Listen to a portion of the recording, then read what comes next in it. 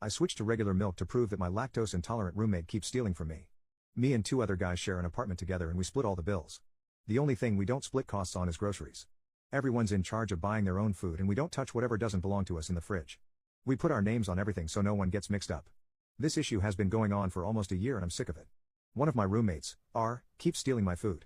I get home from work and containers with my leftovers are sometimes missing, they have my name written on it, or my stuff finishes too quickly. My gallon of milk for example.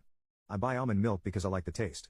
But it seems to finish after a week even though I've only drank once or twice. I confronted R about this lots of times and that's caused a lot of arguments. He outright denies it and tells me I'm crazy even though it's so obvious. My other roommate and I carpool together because we both work the same early morning shifts around the same area so I know it's not him.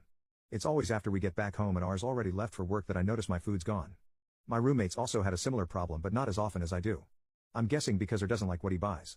The funny thing is R buys a lot for himself and is even more stingy about his food. He will literally point out what's his when he comes back from grocery shopping and tell us not to touch it. Last week, my milk was nearly empty again and I got fed up. I went to the liquor store and bought regular dairy milk. I drank what was left of my almond milk and refilled the gallon with the one I bought. This was to catch/prove R is the one stealing since he's lactose intolerant. The next day, Saturday, we get back from work and R is pissed. He yelled at me that he was stuck in the bathroom for 40 minutes with diarrhea because of my milk, he was using it to make a shake. I only responded with "So? Then you're the one who's been stealing?" He freaking exploded. Yeah, he admitted he was sometimes drinking my milk and eating my food but he was more mad that I switched milks than the fact that he was caught.